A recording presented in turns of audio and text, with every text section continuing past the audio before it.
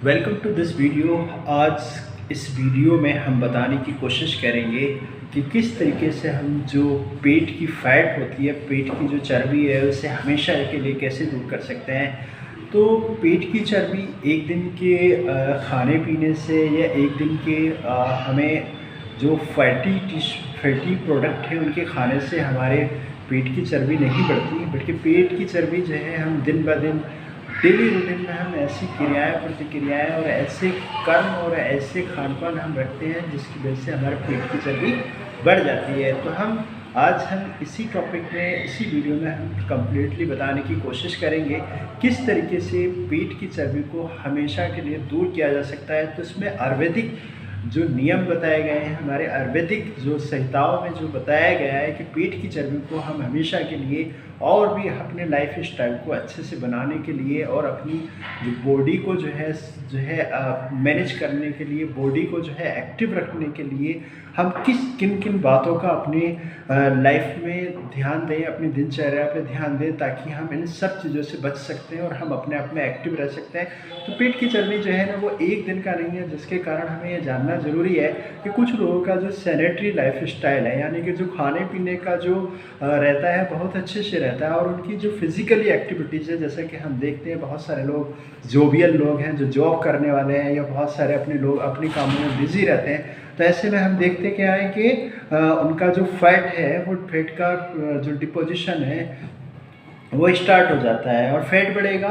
और यदि कोई किसी की हैबिटरी फूड डाइट है विदाउट हंगर, यानी कि बिना भूख के वो कोई खाना हैवी फूड लेता है, तो ऐसे में भी उसका वज़न बढ़ने की संभावनाएं ज़्यादा रहती हैं। और कुछ कंडीशन में खाना पीना भी ज़्यादा नहीं है, फिर भी वज़न बढ़ता है, तो हम कह सकते हैं उसका जो मेटाबॉलिज्म है, जो पाचन क्रिया है, वो अच्छे से नहीं है, यानी कि अग्निमांद की वजह से भी हो सकता है। कुछ लोगों में हम देखते हैं कि कुछ अनुवांशिकी भी रहता है कि उनके जो फादर्स हैं या फिर ग्रैंड फादर्स हैं या फिर फैमिली में लोग रहते हैं कि उनके अंदर जो फैट की टेंडेंसी है वो कुछ ज़्यादा है, तो ऐसी कंडीशन में भी हम देख सकते हैं। और कुछ लोगों में हम देखते हैं कि जो एंडोक्राइन ग्लैंड्स है, जो अंतःस्रावी जो ग्रंथियाँ रहती हैं, उनके हार्मोनल डिसबैलेंसेस की वजह से भी हमें दिखाई दे सकता है। इसकी वजह से हमें पीसीओडी, थायराइड, डायबिटीज़ आदि जो है बीमारियां हमें दिखाई दे सकती हैं। एक कारण कोई बीमारी का ट्रीटमेंट लंबे समय तक चल रहा है कि उसको लगातार दवाइयाँ खाने की ज़रूरत है, तो ऐसे कंडीशन में भी हमारा जो प्रॉब्लम्स है फैट की, वो हो सकती है।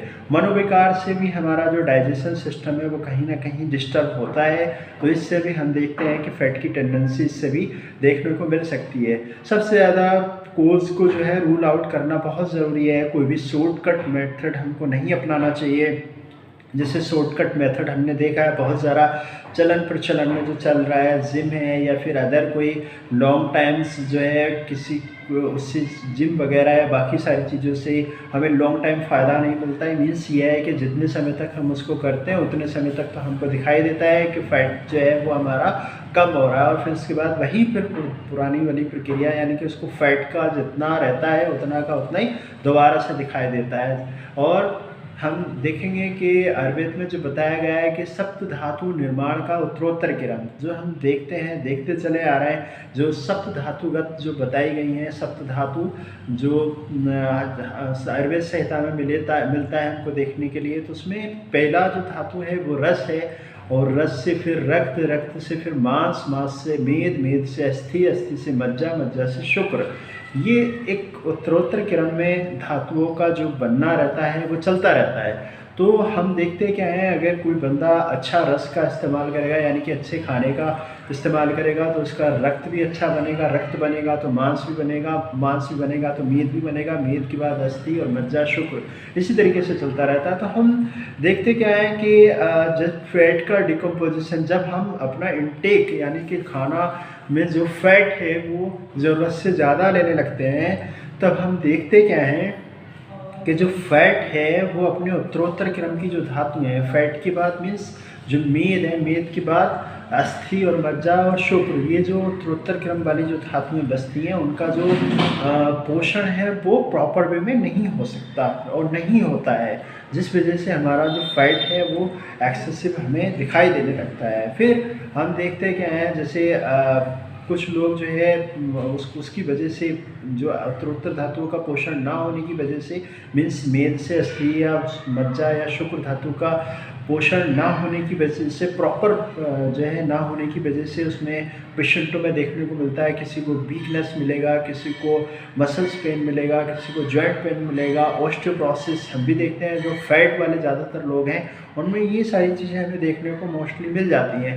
तो कहीं ना कहीं हम कह सकते हैं कि इनका जो एक अग्नि होता है वो कहीं ना कहीं थोड़ा बहुत मंद हो जाता है। और आयुर्वेदिक में जो सप्त धातुगत जो अग्नियाँ बताई गई हैं उसका सूक्ष्म लेवल पर भी जो है कहीं ना कहीं डिस्टर्ब होना भी इन सारी धातुओं को जो है वो एबनॉर्मल कर देता है, खासकर जो फैट है उसको भी एबनॉर्मल कर देता है। और इसमें इसकी वजह से क्या है, स्रोतों का भी अवरोध हम देख सकते हैं, स्रोतों का अवरोध मिलेगा बहुत सूक्ष्म लेवल पे। और पेट की चर्बी से हम देखने की कोशिश करेंगे, ज़्यादातर जो बीमारियां देखने को मिलती हैं जिन लोगों के पेट पे चर्बी होती है या फिर शरीर के किसी और पार्ट पे भी चर्बी होती है, तो हम देखते हैं कि उनको फैटी लीवर जैसी जो है प्रॉब्लम से दिखाई देगी। ब्लड प्रेशर का जो है उनको देखने को मिल सकता है, डायबिटीज़ का मिल सकता है, कार्डियक जो प्रॉब्लम्स होते हैं, कार्डियक डिसऑर्डर्स होते हैं वो देखने को मिल सकते हैं। मेटाबॉलिक डिसऑर्डर्स हम जो है बहुत अच्छे से देख सकते हैं। डाइजेशन सिस्टम जो है प्रॉपर वे में काम नहीं कर रहा होता है। तो ऐसे में कुछ लोग क्या है कि वो इन सब चीज़ों को दूर करने के लिए तरह तरह के उपाय करते हैं, जैसे कि ज़्यादा चलना स्टार्ट कर देते हैं। तो ज़्यादा चलना भी कहीं ना कहीं हमारे सेहत के लिए वो नुकसानदेह होता है, वो सही वे में हमें नहीं पता होता है कि हमें कितना चलना है। तो ऐसे में जो लोग एक्सेसिव वॉकिंग या एक्सेसिव एक्सरसाइज करते हैं तो उनको हम देखते हैं कि उनमें जॉइंट्स पेन और थकान, ये बहुत सारी चीज़ें जो है हमें देखने को मिल सकती हैं। कुछ लोग फास्टिंग अपना लेते हैं। फास्टिंग में क्या होता है कि वो प्रॉपर वे में जो है हमें जो प्रॉपर वे में जो कैलोरी हमारी बॉडी को ज़रूरत होती है वो हमें नहीं मिल पाती, तो जिसकी वजह से हमारे जो हेयर फॉल्स हैं या मसल्स पेन हैं, ऐसी प्रॉब्लम्स हम इन सब सारी चीज़ों से सफ़र कर सकते हैं। तो इस वीडियो में हम बताने की कोशिश करेंगे कि 10 ऐसे उपाय किए जाएं ताकि हम अपनी फैट की जो चर्बी है या फिर शरीर के किसी अदर पार्ट की जो चर्बी है हम उसको कैसे दूर कर सकते हैं। तो बने रहिएगा इस वीडियो में। हम आपसे रिक्वेस्ट करते हैं कि आप कोई भी पार्ट इसका स्किप मत करिएगा, ये वीडियो आपके बहुत ही काम में आने वाली है। और जो आने वाले टाइम में जो हम मोस्टली देखते हैं कि ये फैट वाला जो कह सकते हैं कि ज़्यादातर लोगों में देखने को मिल जाता है, छोटी छोटी एजों में भी बहुत फैट लोगों के जो है दिखाई दे जाता है। तो ऐसे में हम अगर अपने डेली रूटीन को या फिर अपने जो लाइफ स्टाइल को अगर अच्छे से हम सेटल करेंगे, अच्छे से व्यवस्थित करेंगे, तो हम डेफिनेटली इन सारी चीज़ों से बच सकते हैं। तो सबसे पहला क्या है, सुबह जल्दी उठना चाहिए हमको। सुबह जल्दी उठेंगे तो जल्दी उठेंगे मीन्स जल्दी सोए होंगे तभी जल्दी उठेंगे। तो ऐसे में हम देखते क्या है कि जो अगर लोग जो है बिना बात के देर तक सोते हैं तो ऐसे में उनका बात पित्त तो पहले से प्रकोपित हो जाता है, फिर देर से जागने का मतलब यह है कि कफ भी प्रकोपित हो जाएगा। तो बात, पित्त और कफ तीनों ही प्रकोपित हो जाएगा ऐसी अवस्था में।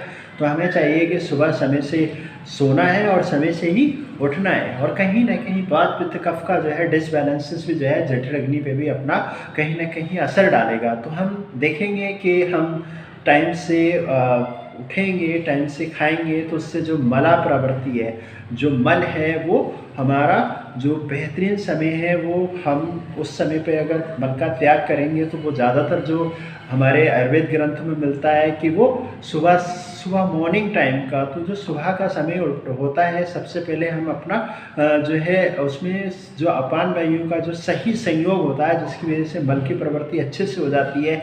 और जो फिर बाद में हम देखते क्या है, मल अगर किसी का अच्छे से जो है उत्सर्जन हो गया है उसका, या फिर मल का त्याग अच्छे से हो गया है, तो एक मन में एक अच्छी फीलिंग जैसा महसूस होता है। तो इन सब चीज़ों का हमें बहुत ही ध्यान रखना है कि हम जो है प्रॉपर टाइम पे सोना है और प्रॉपर टाइम पे ही जागना है। और फिर हम बात करेंगे, हमें सबसे पहला जो सबसे ध्यान देने वाली चीज़ है उसमें सबसे पहले हमारा खाना पीना, यानी कि खाना कैसा होना चाहिए।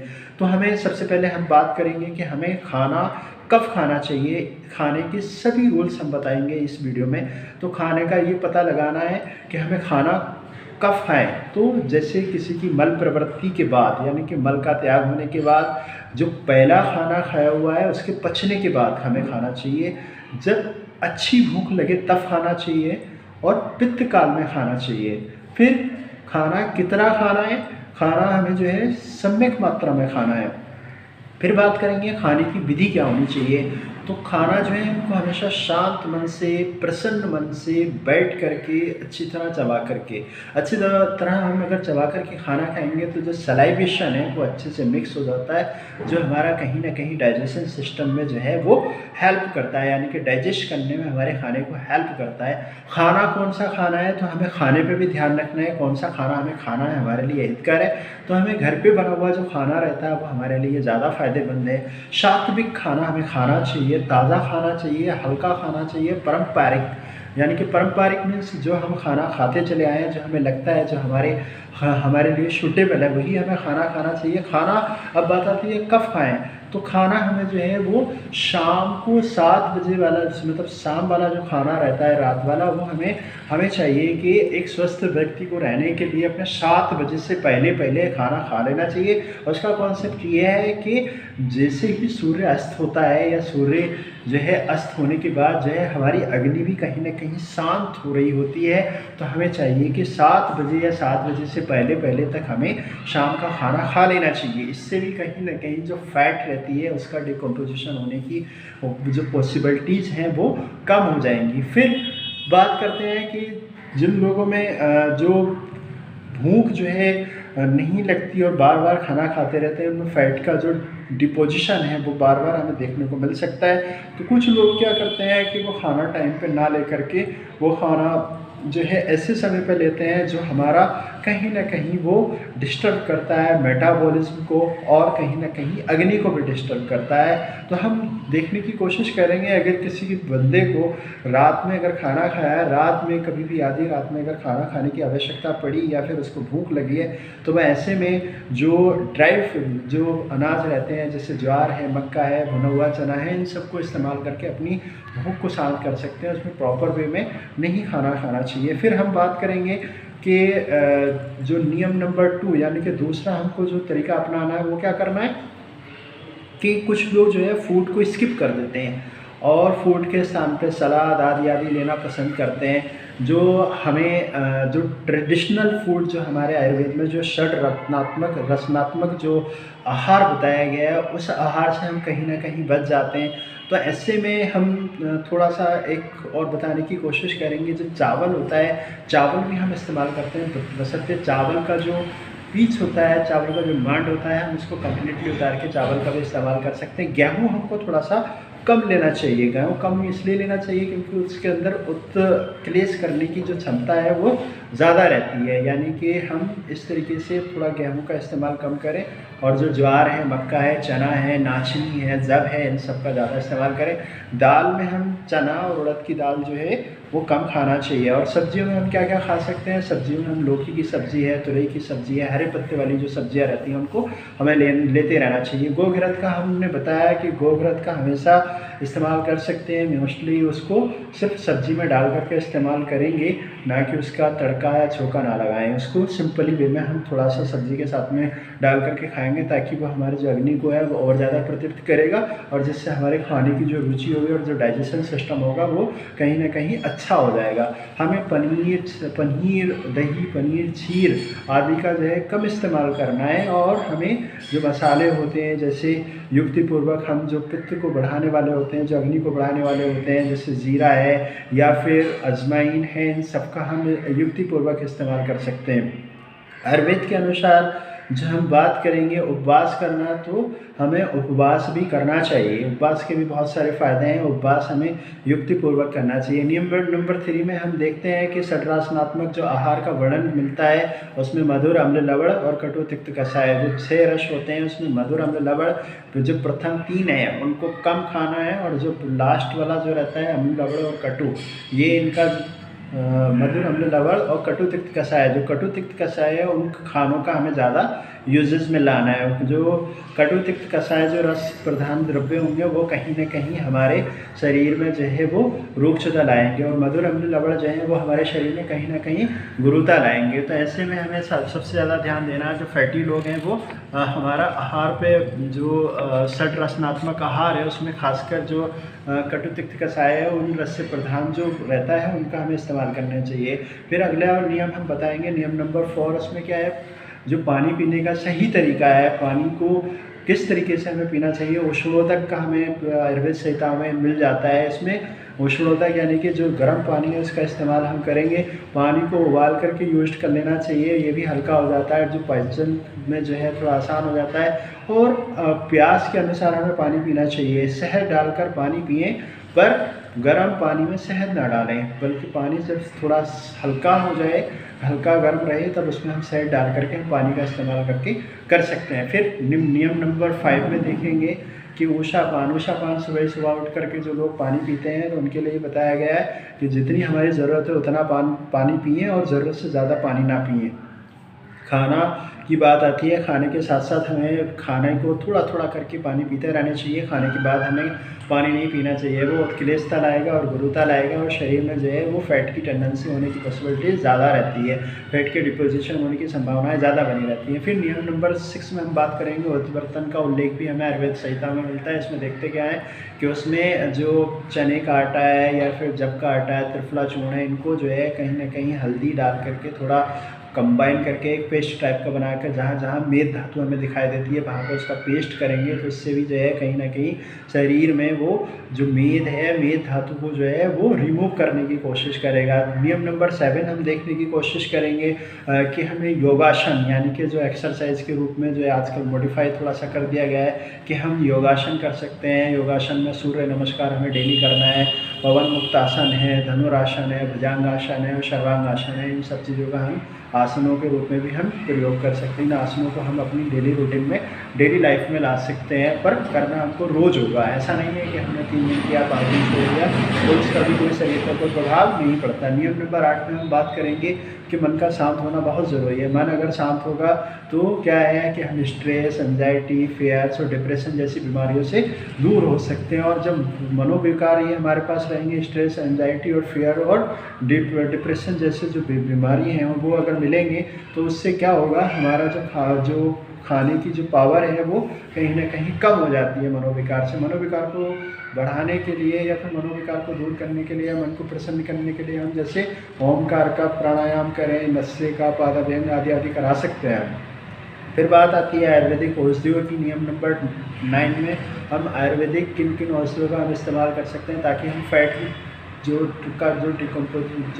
पोजीशन है, फैट का जो हमारे जो शरीर में दिखाई देता है, पेट की चर्बी हमें जो दिखाई देती है, उसको दूर हम किन सब चीज़ों से कर सकते हैं। तो औषधियों को देते समय हमें उनके सबसे पहले पेशेंट के कारणों का, उसकी प्रकृति का, उसकी विकृति का, उसकी जो फैट है, फैट की टेंडेंसी का जो है हमें पता लगा करके हमें दीपन पाचन जो है क्रियाएं, हमें दीपन पाचन जैसी जो औषधियाँ रहती हैं उनका इस्तेमाल कराना है। अग्नि को बढ़ाने वाली औषधियों का हमें इस्तेमाल कराना है कंटिन्यू। मेद धातु को कम करने के लिए हम दवाइयों में खासकर जो हिंगवाष्टक चूर्ण है या मेदोहर गुगुलू है, इन सारी दवाइयों का भी हम इस्तेमाल आयुर्वेदिक चिकित्सक के परामर्श अनुसार ले सकते हैं। फिर नियम नंबर 10 की बात करें, जो हम 10 जो हम अपने जो है रूल्स को हमें फॉलो करना है वो रहता है आयुर्वेदिक पंचकर्म। जिन लोगों का मेद धातु ज़्यादा बढ़ जाता है उनको संशोधन चिकित्सा की आवश्यकता पड़ती है, यानी कि शरीर को शोधन करने की आवश्यकता पड़ती है।